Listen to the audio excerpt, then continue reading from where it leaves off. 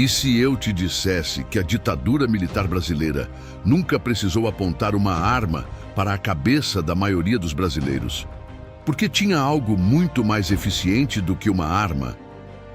Enquanto opositores eram torturados em porões, o resto do país estava assistindo à Globo, torcendo para o Brasil na Copa e sambando no Carnaval. E isso não foi coincidência.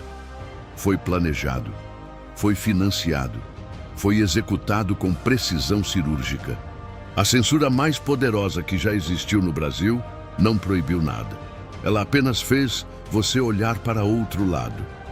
Para entender o que a ditadura fez com a cultura brasileira, você precisa entender uma coisa fundamental sobre o poder. Governos autoritários não se sustentam só pela força. Força cansa. Força gera resistência. Força tem custo político e econômico. Nenhum regime consegue manter soldados em cada esquina para sempre. O que realmente sustenta um regime por décadas é o consentimento, mesmo que seja um consentimento fabricado, manipulado, construído tijolo por tijolo ao longo dos anos. E ninguém sabia fabricar consentimento melhor do que os generais brasileiros dos anos 60 e 70. Eles tinham estudado outros regimes, tinham aprendido com erros alheios e identificaram 3 pilares que poderiam usar para manter o povo brasileiro simultaneamente distraído, satisfeito e profundamente nacionalista. 3 coisas ao mesmo tempo, com o mesmo investimento. Televisão, futebol, carnaval. 3 coisas que os brasileiros já amavam com intensidade genuína. 3 coisas que o regime sequestrou e transformou em instrumentos de controle. E a população aplaudiu cada uma delas sem perceber absolutamente nada do que estava acontecendo nos bastidores. Em 1965, Roberto Marinho assinou um acordo com o grupo americano Time Life para financiar e estruturar tecnicamente a TV Globo. Isso era ilegal. A Constituição brasileira proibia explicitamente a participação de capital estrangeiro em empresas de comunicação nacional. O regime militar sabia disso. Uma comissão parlamentar foi instaurada, investigou com rigor e concluiu formalmente que o acordo era inconstitucional. Os documentos existem. A conclusão estava escrita, mas os generais arquivaram o processo e deixaram a Globo funcionar normalmente, sem punição, sem interrupção, sem nenhuma multa. Por quê? Porque a Globo entregou algo que o regime precisava com urgência: uma narrativa nacional unificada. Um Brasil que parecia moderno, desenvolvido, ordenado e feliz, entrando em cada sala de estar do país, todo dia, às 8 da noite em ponto. Enquanto isso acontecia, emissoras que tentavam fazer jornalismo crítico eram simplesmente fechadas. Jornalistas eram presos sem mandado. Redações eram invadidas por agentes do regime no meio da madrugada. A Globo cresceu num mercado que o regime limpou de qualquer concorrência que pudesse incomodar. E o Jornal Nacional, lançado em setembro de 1969, 4 anos após o golpe e no mesmo ano do AI-5, o ato institucional mais brutal e violento de toda a ditadura. Você decide se isso é coincidência. Não estou dizendo que a Globo era um braço oficial do regime. Estou dizendo algo muito pior, que o regime criou as condições perfeitas para que ela prosperasse enquanto destruía sistematicamente qualquer veículo que não cooperasse. E isso funcionou sem que nenhum contrato precisasse ser assinado. Junho de 1970. Brasil contra Itália. Final da Copa do Mundo no México. O Brasil venceu por 4-1 e conquistou o tricampeonato mundial com um dos times mais brilhantes que o futebol já produziu. Esse é provavelmente o evento mais bem explorado politicamente em toda a história do Brasil. E o regime sabia exatamente o que estava fazendo desde antes do primeiro apito. Antes da Copa de 70, o governo investiu pesado na transmissão ao vivo, via satélite, pela primeira vez na história do país. Cada brasileiro, em cada canto do território nacional, podia ver Pelé, Tostão e Rivelino jogando em tempo real. Isso não foi um presente. Foi um projeto tecnológico deliberado. A infraestrutura de telecomunicações do Brasil foi acelerada e expandida especificamente para garantir essa transmissão. E a música, Pra Frente Brasil, não surgiu por acidente nem por inspiração espontânea de um compositor patriota. Foi encomendada pelo governo, produzida com verba pública, distribuída em loop em todas as rádios e televisões do país. A letra dizia exatamente o que o regime precisava que o povo sentisse, que o Brasil avançava, que o futuro era brilhante, que todos eram um único povo unido. Enquanto essa música tocava em cada canto do país, o AI-5 estava em pleno vigor. Pessoas desapareciam, a imprensa estava completamente amordaçada, artistas eram presos e exilados. Mas o Brasil era tricampeão, e isso era suficiente para que a maioria absoluta das pessoas não fizesse nenhuma pergunta.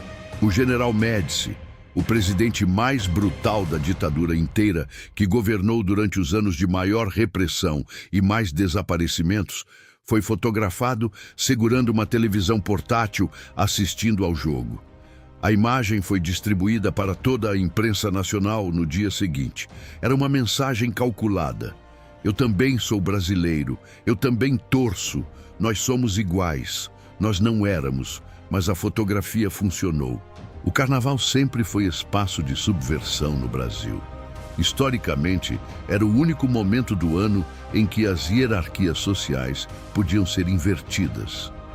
O pobre podia ridicularizar o rico abertamente. O negro podia ocupar o centro das atenções com orgulho.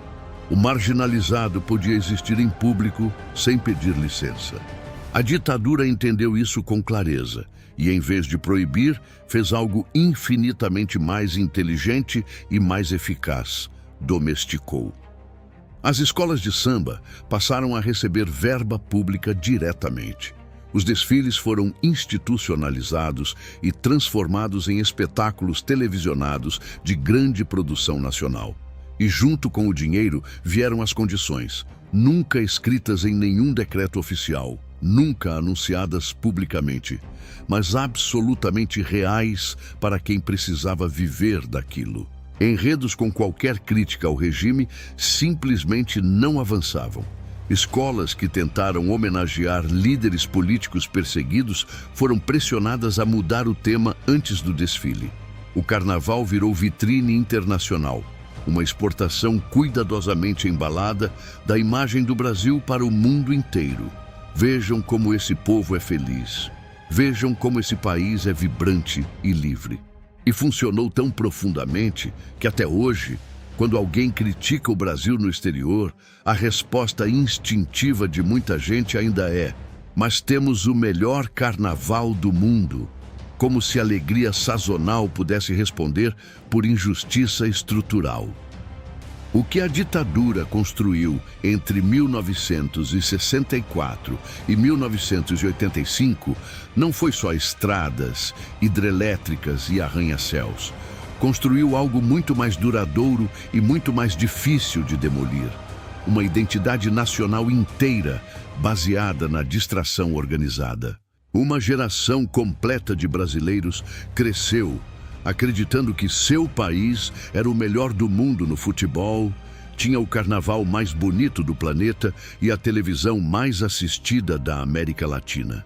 E que isso era suficiente para se orgulhar, suficiente para não fazer perguntas.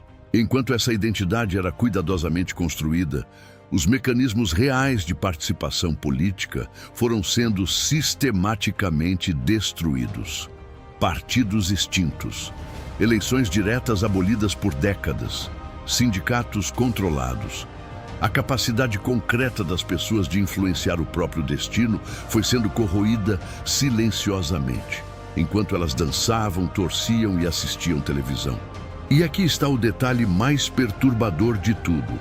Quando a ditadura terminou em 1985, boa parte da população não sabia exatamente o que tinha mudado, porque para quem nunca teve acesso real ao poder, A democracia formal parecia abstrata demais comparada ao próximo jogo do Brasil. O que a ditadura militar brasileira entendeu e que poucos regimes na história entenderam com tanta clareza e tanta eficiência é que você não precisa proibir as pessoas de pensar. Você só precisa garantir que elas estejam sempre com a cabeça em outro lugar. Sempre, sem pausa, sem espaço para o silêncio onde o pensamento crítico cresce. Televisão, futebol, carnaval, 3 amores genuínos do povo brasileiro, sequestrados e redirecionados para que nunca virassem consciência política. O mais cruel é que as pessoas não foram forçadas a gostar dessas coisas. Elas já amavam. O regime apenas garantiu que esse amor nunca evoluísse para a pergunta: e antes que alguém nos comentários diga que estou atacando a Globo, o futebol ou o carnaval, não estou.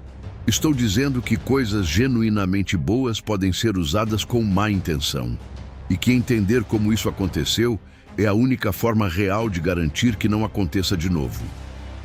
A pergunta que fica não é sobre 1970 ou 1975. É sobre agora. O que está ocupando sua cabeça nesse momento? E quem se beneficia disso? Se esse vídeo fez você pensar, compartilha. Porque pensamento que fica só numa cabeça não muda absolutamente nada.